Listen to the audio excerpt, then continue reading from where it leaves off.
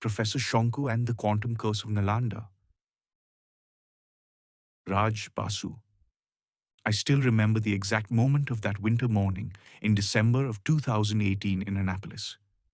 The air outside the Naval Academy was brittle with frost, and a soft haze had settled over the Severn River. I had just finished a lab session with my students on dielectric anisotropy in pneumatic liquid crystals when the department secretary knocked lightly on my door. Raj, this came for you. I looked up. She handed me a peculiar envelope, thick parchment, yellowed with age. Real parchment, not imitation. The red wax seal bore an emblem that looked uncannily like the Vaishnava chakra, with delicate geometric motifs spiraling outward. It smelled faintly of old libraries and ozone. I turned it over. No sender's address, but written in a steady angular hand were two words. T. Shonku. I froze. My brain couldn't process it at first. Professor Trilokeshwar Shonku. That name belonged on the pages of Satyajit Ray's science fiction stories, not on real-world correspondence delivered to a physics professor in Maryland. Was this some elaborate prank by a clever student?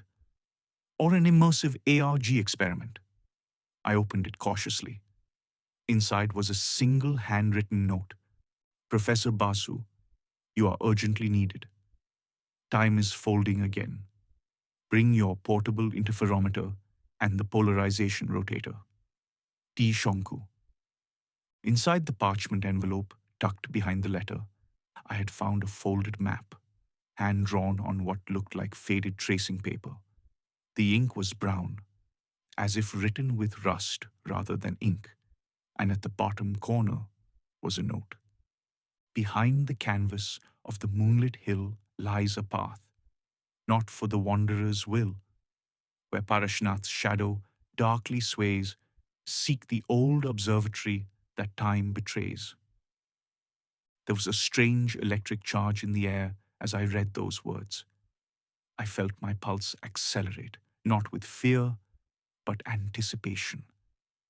My portable Max Zander interferometer had been custom-built for field experiments. It was compact, about the size of a briefcase, with adjustable mirrors mounted on kinematic stages, a fiber-coupled laser diode system, and a USB-powered CCD array for capturing fringe patterns in real time. The system could detect sub-nanometer displacements and was designed to test birefringent phase shifts in liquid crystal films. But the other device, the polarization rotator, was far more sensitive. It used a pair of electro-optic modulators driven by high-frequency AC signals to dynamically rotate the polarization state of incoming light. The rotator could generate complex elliptical polarizations, essential for mapping anisotropic quantum fields, at least in theory. It had never left the lab. But then again, nothing about this situation was remotely within the bounds of standard procedure. I shared the cryptic note with my wife, Giridih. She read it twice, her brows knitting in quiet thought, and admitted she was as puzzled as I was. But neither of us could shake the feeling that it meant something important. As it happened, we already had plans to visit India in mid-December to see our family in Arambagh. So we decided, while Giridih would visit her parents in Bankura, I would take a detour to Giridih and follow the trail hinted at in the note. I packed both devices in our baggage, along with a journal and Tagore's Shesha Kobita, which I always carried while traveling. Giridih was veiled in mist when I arrived. The train from Howrah had been unusually quiet. I watched the red earth and sal forests blur past as the sun set behind the hills of Jharkhand. I hadn't been here since a school excursion in Class 9, when we visited Usri Falls and marveled at fossils in the Rardanwa region. But this visit was different. This wasn't the Giridih I remembered from childhood field trips, the chirping of hill miners at Uzri Falls, or the bustling vegetable market near Pachamba. This time, I was on a trail that didn't exist on Google Maps. That cryptic verse played over and over in my mind during the train ride from Howrah. Once I reached Giridih Junction, I stood under the faded blue railway sign, a warm breeze rustling my cotton kurta, and asked a tea vendor, a man with a thin towel wrapped around his neck, if he knew of any old observatory near Parashnath. He gave me a long look, not suspicious exactly, but measuring. You're not from here, are you? No, but I study physics. I came to find someone. At that, his face softened. There's a ruin up that way. He said, pointing toward the northeast. Used to be a British observatory, they say. No one goes there now. Locals say it's haunted. Sometimes lights appear, but never twice in the same place. I thanked him and hired a cycle rickshaw up to Isri Bazaar, the foothills of Parashnath looming ahead like a sleeping titan. From there, I met a young school teacher, Rupa D, who had grown up nearby. When I showed her the sketch map, her eyes widened. My grandfather used to speak of this place, She said. hidden in a sal grove behind the hill. They called it the Chaya Mandir, the shadow temple. I thought it was just folklore. With her help, and a reluctant guide named Kanha, who demanded we carry incense sticks to appease the hill spirits, I followed a narrow, half-overgrown trail. Sal leaves rustled underfoot. The forest was eerily silent, save for the creak of old trees and the distant caw of a koil. After an hour's walk, we reached a clearing. And there it was, a moss-covered bungalow almost consumed by banyan roots, yet somehow standing with quiet dignity. The door, dark teak and carved with geometric patterns, stood slightly ajar. Bhoot Bangla, Kana stammered, his eyes wide with fear. Without another word, he turned on his heel and vanished into the trees. But I stepped forward, for I knew this was where I was meant to be. I approached cautiously. The door made no sound as it opened, though I was sure no hinges that old could remain silent. A breath of cool air escaped from within, carrying with it the scent of aged paper, ozone, and something else I couldn't place. Not decay. Memory, perhaps. I stepped inside.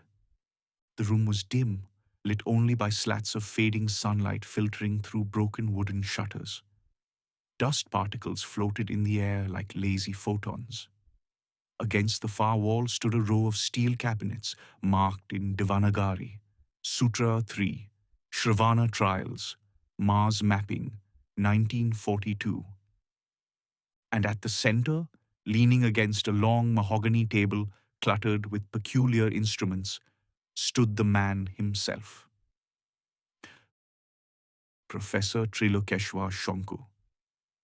He looked much older than I had imagined. His silver beard had grown fuller, but he still had the same quiet poise, like a man who was aging by making peace with entropy. Eyes like molten bronze, tired, kind, and impossibly intelligent. He wore a loose black wool coat, worn at the edges, and leaned slightly on a cane carved with Sanskrit engravings.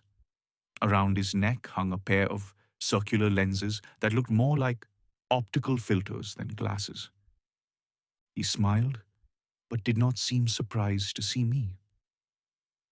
Raj, He said, in flawless Bengali with the faint accent of colonial Bengal. you brought the interferometer I nodded, too stunned to speak. and the polarization rotator?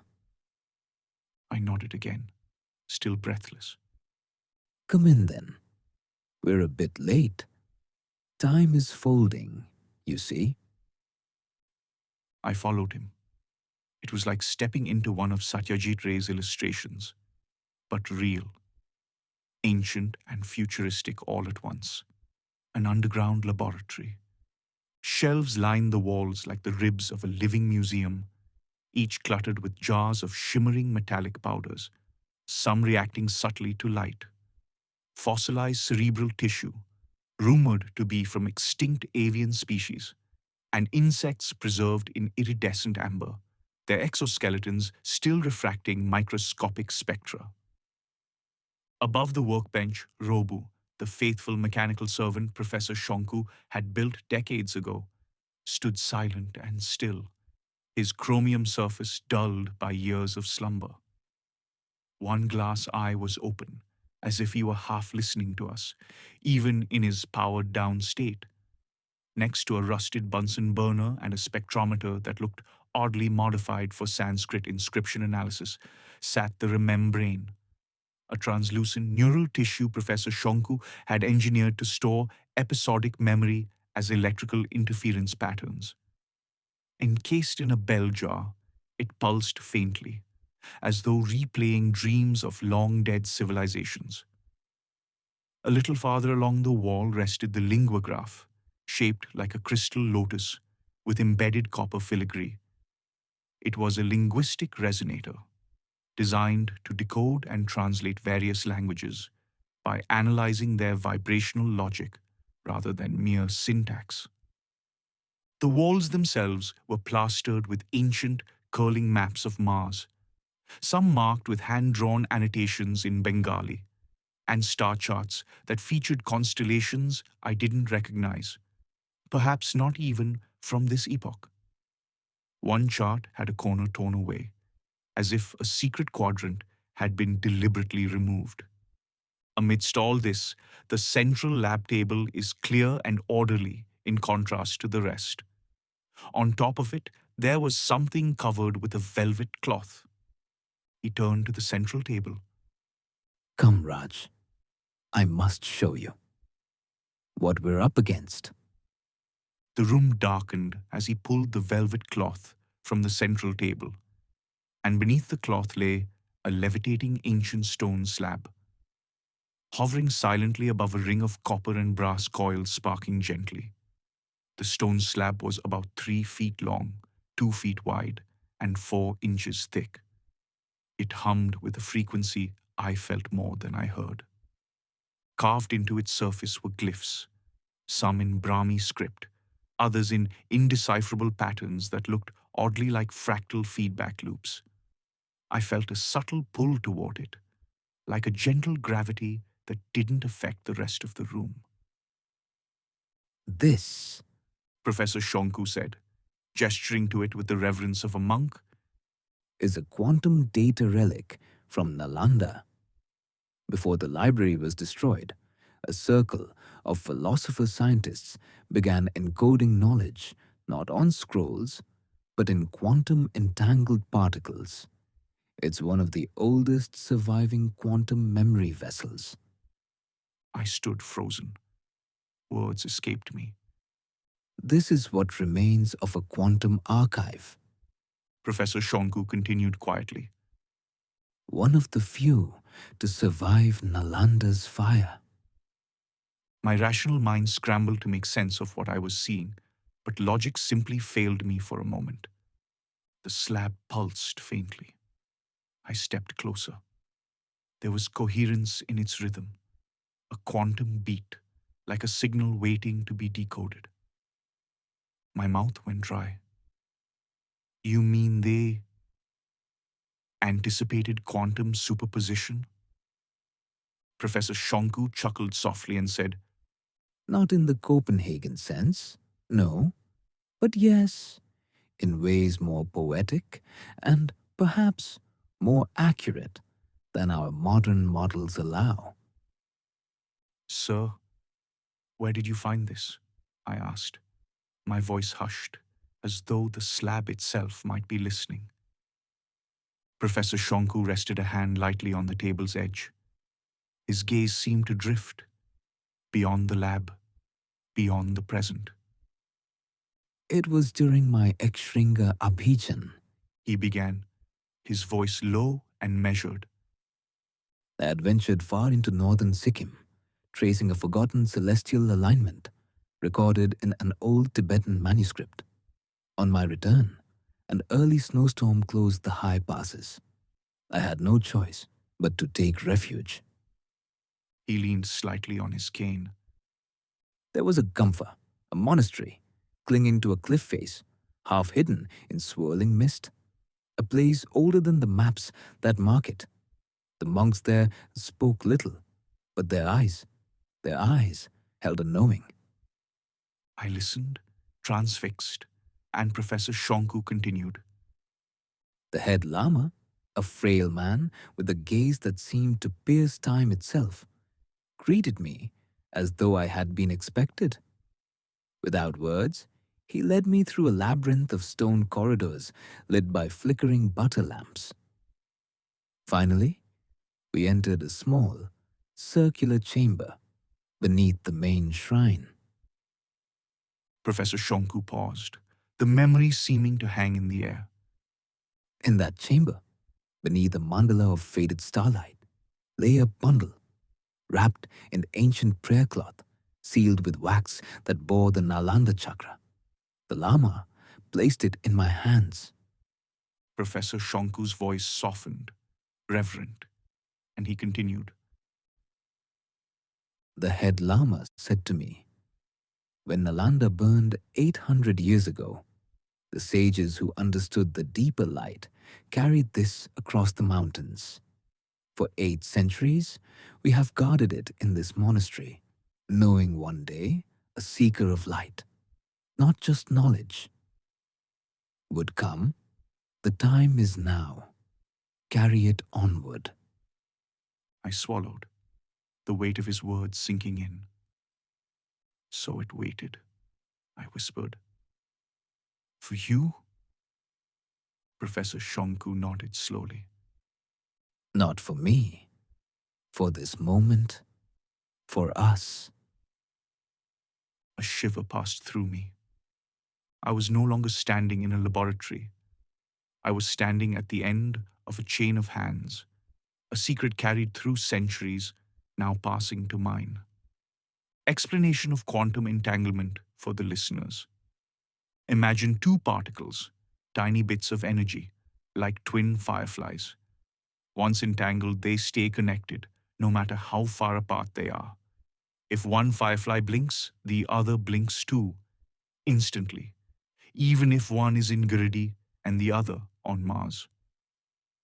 Quantum entanglement is a real phenomenon like this, but stranger when 2 particles, like photons or electrons, become entangled, their properties become linked, not by visible strings or forces, but by the fundamental laws of quantum physics. This invisible thread between them isn't like any thread we know. It doesn't carry a message. It is the message, a shared state of being. Now imagine memories, not written in books or stored in a computer, but woven into such entangled fireflies. Each memory isn't kept in a single place. It lives in the connection between many particles, just like a story that exists only when 2 people remember it together. In this story, this is how ancient sages tried to preserve or encode the wisdom of Nalanda in entangled photons into the stone slab. Each idea, each emotion, is stored in a network of quantum connections. A memory that breathes, that changes subtly when read, but never fades. It's not just science. It's a kind of quantum soul binding. Trying to decode the slab would not be just reading data. It would be remembering.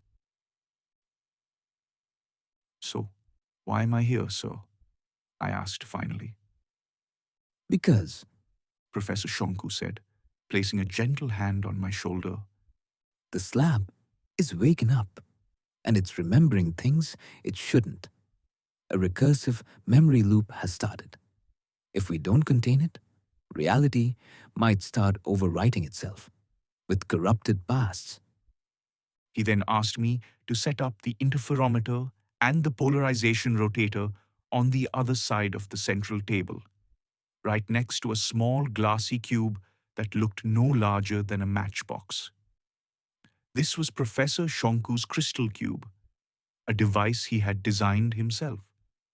Its purpose was simple, yet extraordinary. If we could successfully retrieve the quantum information from the ancient stone slab from Nalanda, this cube would securely store it for the future.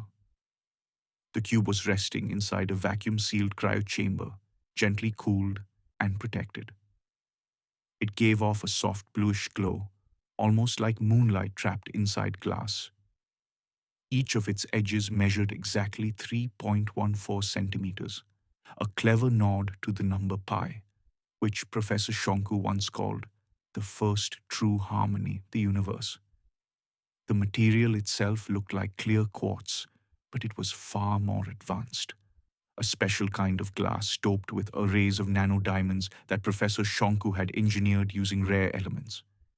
It was built to trap photons and hold their quantum states safely, like thoughts frozen in time.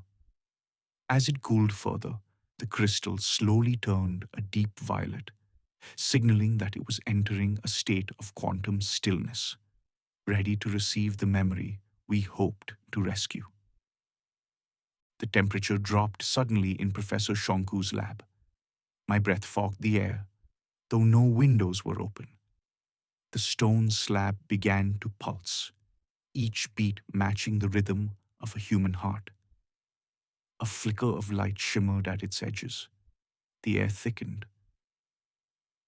Don't step any closer. Professor Shonku said, voice sharp now. The light from the stone slab condensed into a figure, shadowy, humanoid, but impossibly tall, with elongated limbs and a skull that seemed both human and reptilian. It wore robes, ancient and scorched, and its mouth moved in a slow, chanting rhythm. Out came a Sanskrit shloka.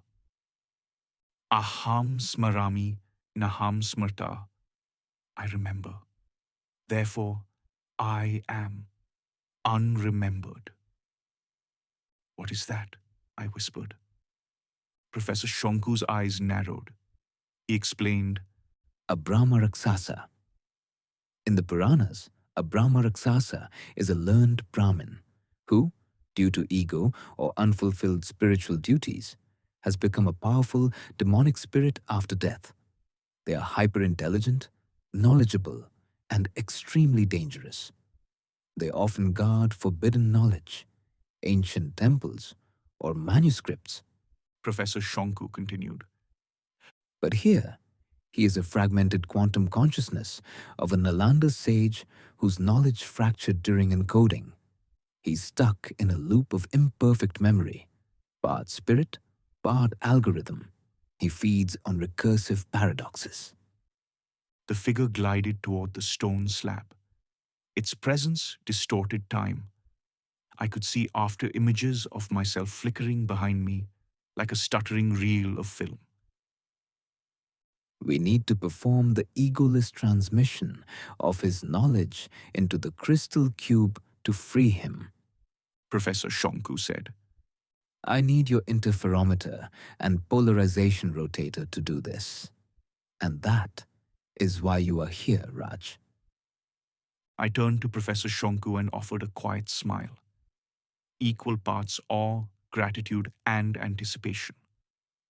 I then powered on my polarization rotator, adjusting it to generate elliptically polarized light with a 45-degree phase offset. We need to restabilize the wave function matrix before the Brahmarākṣasa merges with the stone slab, I said, instinct taking over. Use the interference fringe pattern to map his phase decay. Professor Shonku ordered. He activated a hidden switch, and the room's lights dimmed. Only my instruments glowed. I adjusted the interferometer, projecting a fine laser beam at the stone slab and splitting it into two coherent paths.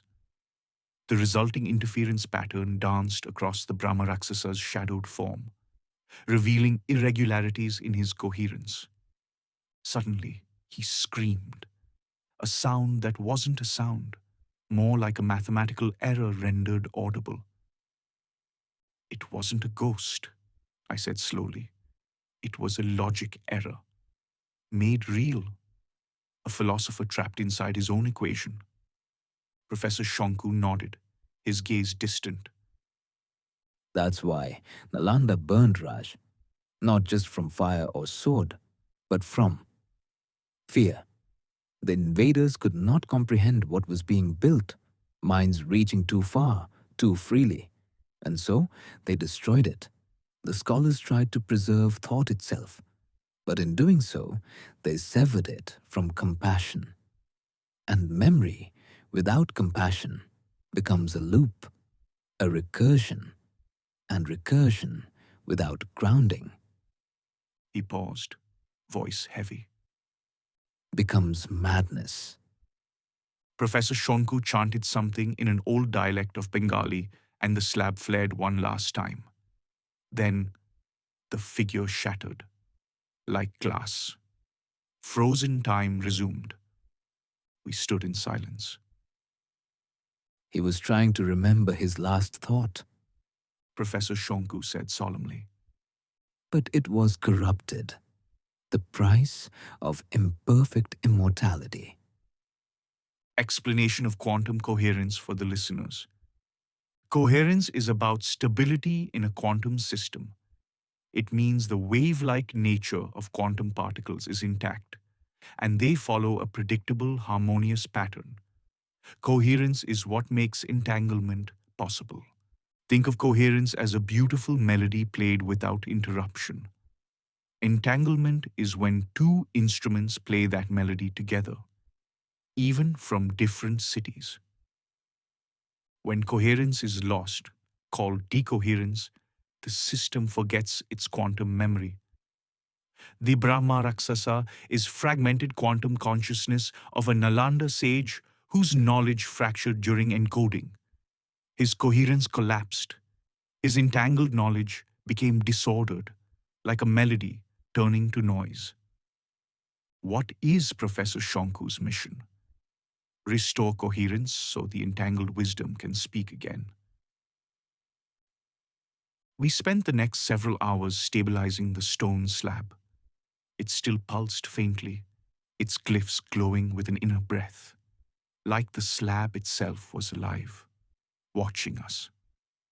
Our first few attempts to interface the interferometer with its photonic lattice to restore coherence failed. The encoded quantum states remained locked, impervious to calibration. Professor Shonku, ever calm amid complexity, quietly excused himself and disappeared into his study right next to the lab. I could hear the soft flick of a matchstick lighting his pipe, the gentle clink of glassware, and then, rising faintly from his old phonograph, the melancholy strains of a harmonium. It was Tagore. Jokon porbe na mor paya chinho. E bate. When my footsteps no longer fall upon this path, I lay on a narrow couch in the corner of the lab, eyes half closed, lulled by the fading notes.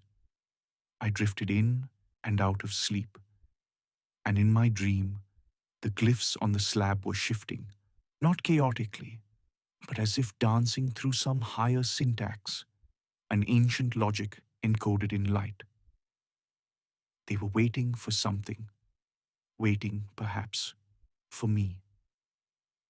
About an hour later, Professor Shonku returned, holding a small vial of shimmering blue fluid and a notebook filled with freshly inked equations. He then carefully dispensed the blue fluid over the slab, drop by drop, as if calibrating an ancient instrument with sacred precision.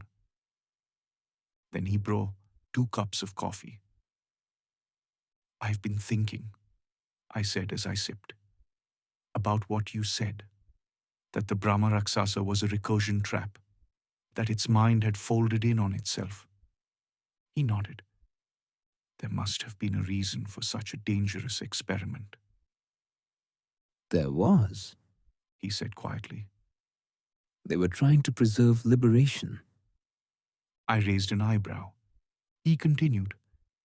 Nalanda's final council of monks, those who stayed behind, believed that true moksha wasn't escape from life, but the perfection of memory. If a soul could remember every past incarnation with perfect clarity, it could unlearn its attachments and achieve total detachment. I was stunned. They were trying to code enlightenment, Precisely, he said. but they made a fatal error. He looked at the blue fluid-covered stone slab. They tried to run that algorithm on a single human mind.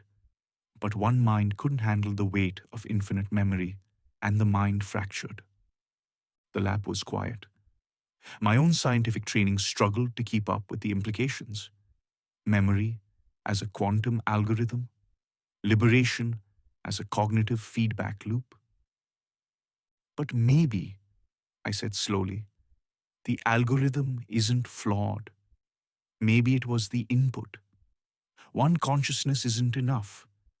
But if we could distribute the computation, Professor Shonku looked at me with sudden interest, smiled, and asked, A collective entanglement. Yes, I said, a many-body quantum mind, like a Bose-Einstein condensate of awareness. Each person's cognition contributing a piece of the full equation, none bearing the whole burden. He smiled, eyes sparkling behind his thick lenses. Now you're thinking like a sage of Nalanda. Then without flourish, he handed me the notebook he had brought from his study. Leather-bound, corners worn smooth by decades of thought. Turn to the last page. He said. I did. My breath caught. Scrawled in Professor Shonku's unmistakably neat yet dynamic script were the completed formulations, the many-body quantum cognitive equations we had been grappling with. He had already solved them. The lattice of interdependent states, the entangled mental architecture, it was all there, mapped out like a star chart of an unseen mind. I then used the Jones matrix representation of our laser light to probe the structure of the slab. The slab's quantum memory now seemed encoded in nested nonlinear Hamiltonians, each one linked to philosophical concepts: anitya, impermanence; shunyata, emptiness; smriti, memory; and maya, illusion. They encoded science as ethics, I murmured. Professor Shonku nodded. The ancients did not separate knowledge from wisdom, unlike us. At the center of the slab was a locked data core, accessible only by synchronizing the rotational frequency of polarization with the natural beat frequency of the slab's memory lattice. We ran simulations. Again. And again. Recalibrated. Tuned the polarization phase with the delicate precision of a surgeon repairing a broken synapse. Waited. Held our breath as the frequencies danced and converged. And then it happened. A silent surge of light burst forth, not dazzling, but deep, not blinding the eyes, but awakening the mind. Before us unfolded a projection, not a book, not an image, not even a voice in the ordinary sense. A living library of thought. Pages, not made of paper or pixel, took shape, woven from pure patterns of coherent light. They pulsed softly, as if breathing. And through that ethereal architecture, ancient voices began to echo. Voices of the dead, but not forgotten. Scholars who once walked the stone courtyards of Nalanda, now whispering across the centuries.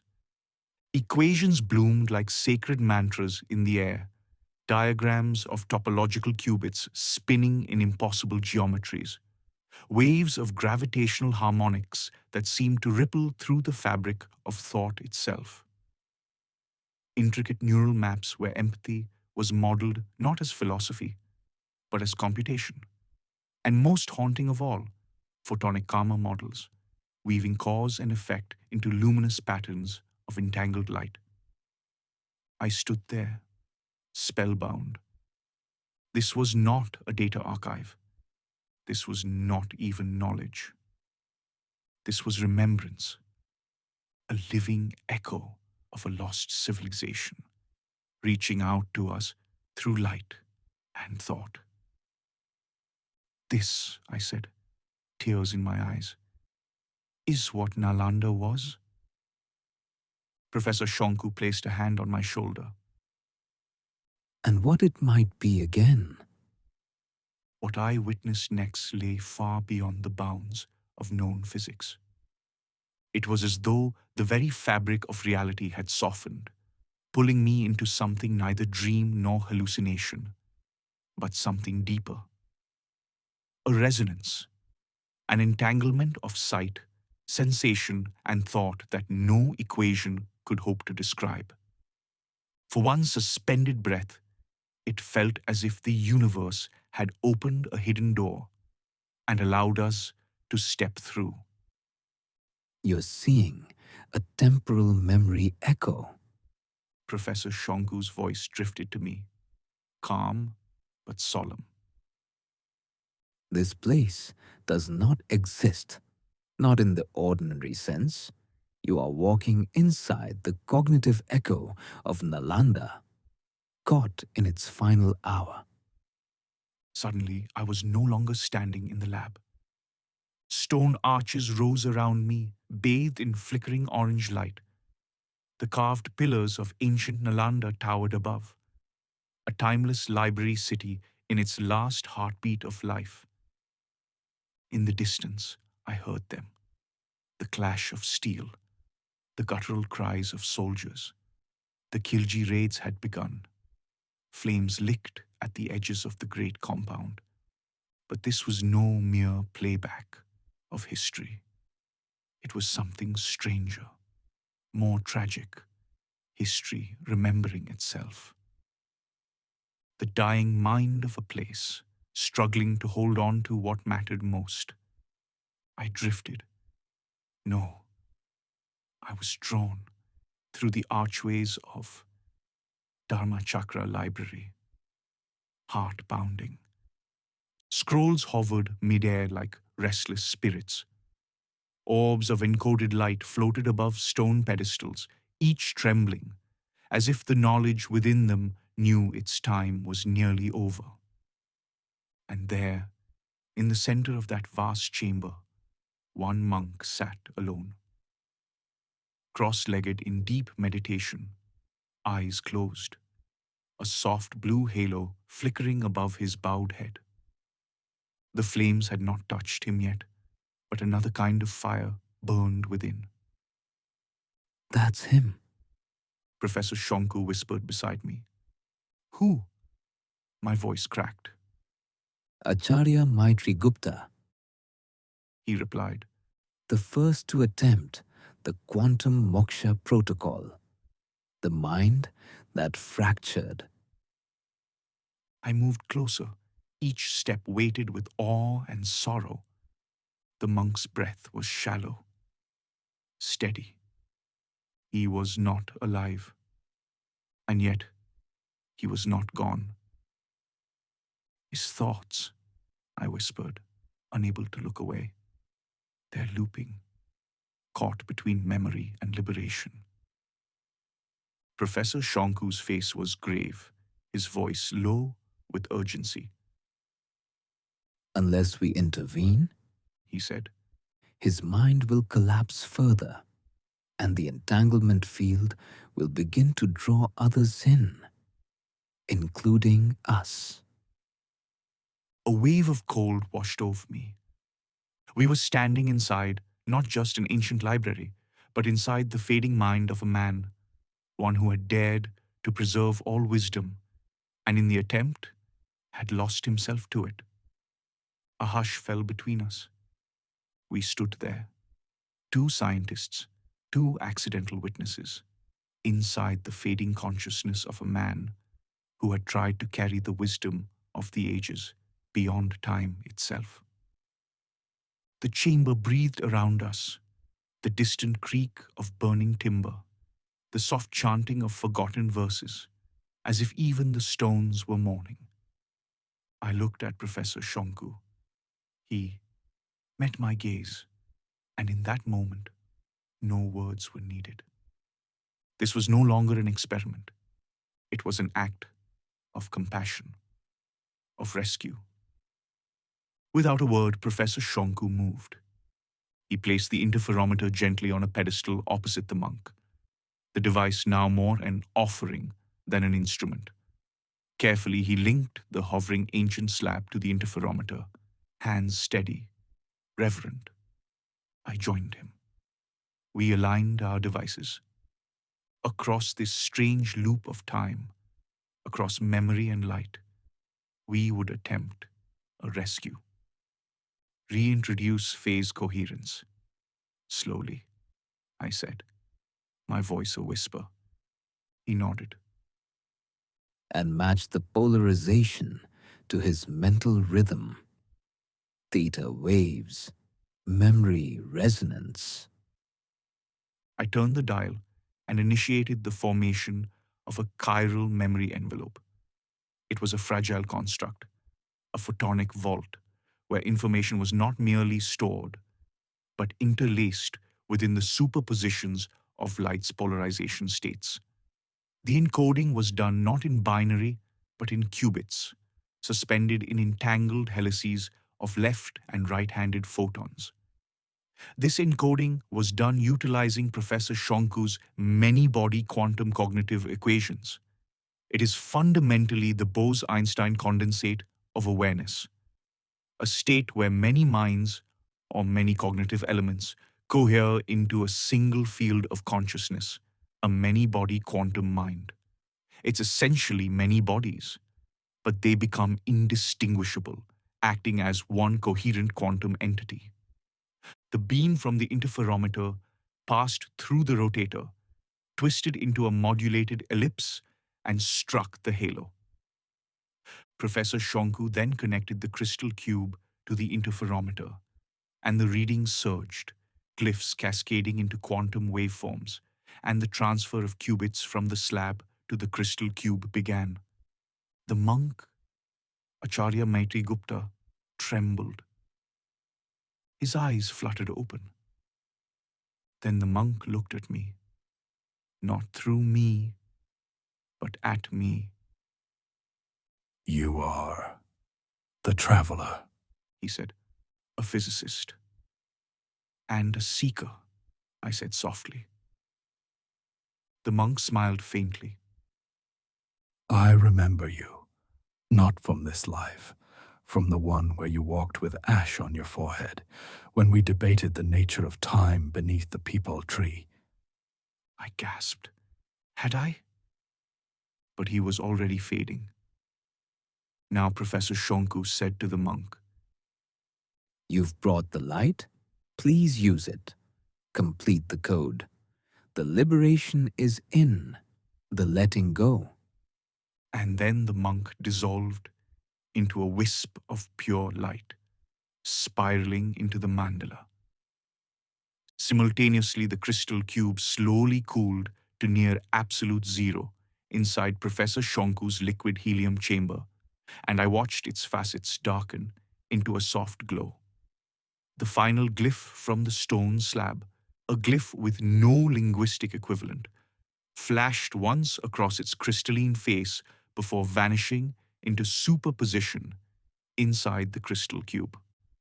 A quiet gasp rose in my throat. My mind reeled, trying to grasp what I had just witnessed. My heart still echoed with the last flicker of light, as though some ancient chord had been struck within me. I turned slowly to Professor Shonku. My voice was little more than breath. What did we just witness, sir?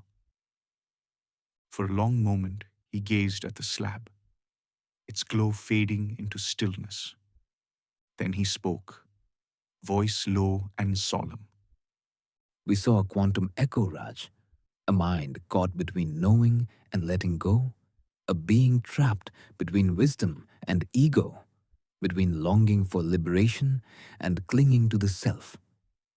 He exhaled softly, as though bearing the weight of centuries. The Brahmarākṣasa was once Acharya Maitri Gupta, a sage, a physicist of Nalanda. In those final desperate days, as the flames approached, he and his fellow scholars sought to preserve not just texts, but the living wisdom of their minds, the deepest insights, the ethical teachings, their understanding of the universe.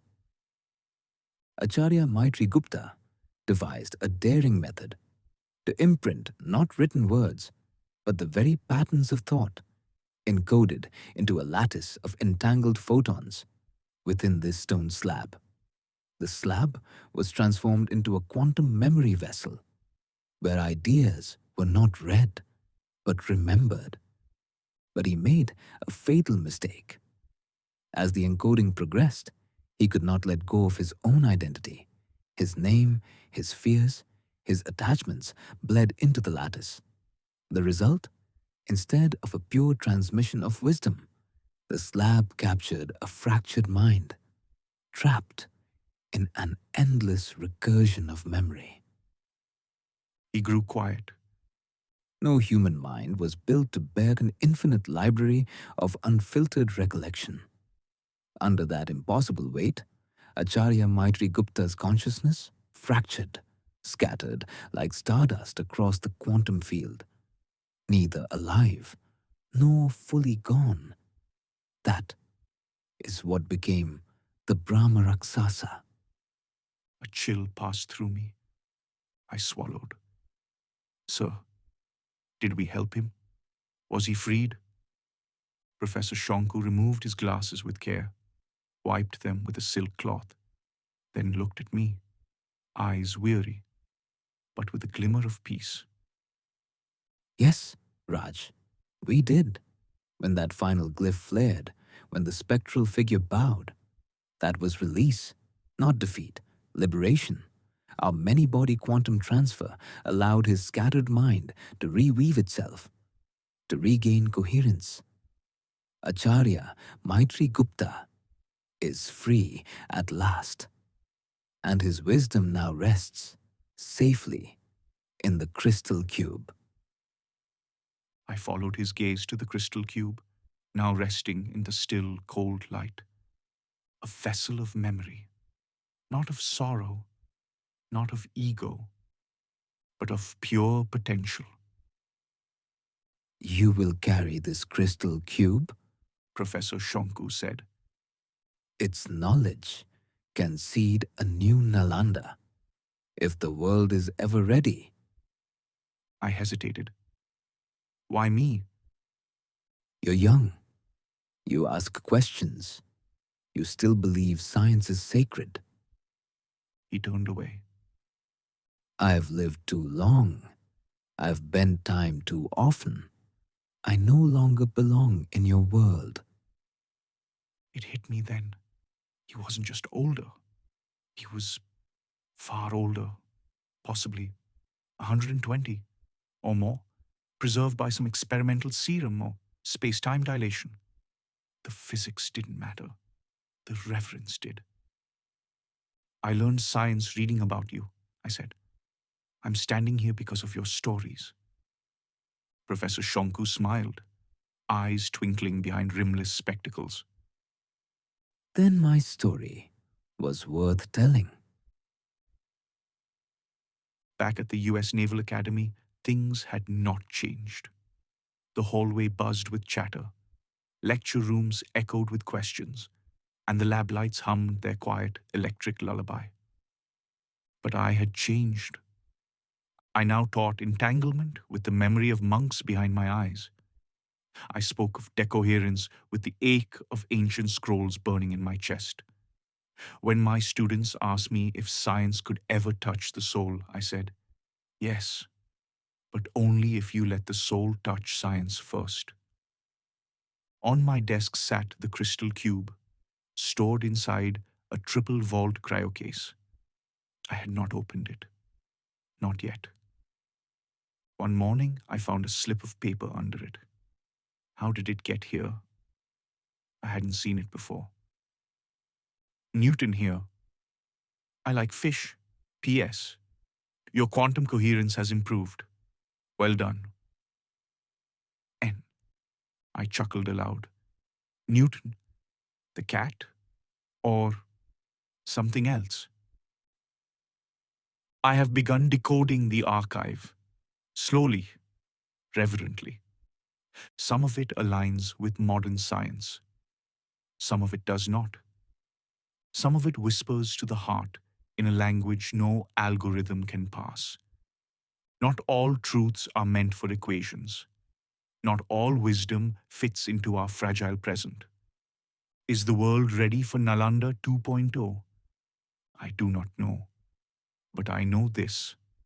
The story has chosen me now. A Bengali physicist from Arambagh, standing between the glow of a quantum cube and the fading footsteps of sages, learning that truth is neither ancient nor new. It simply waits to be seen. And somewhere, deep in the forests of Giridih, a silver-bearded man, older than time, is watching, waiting.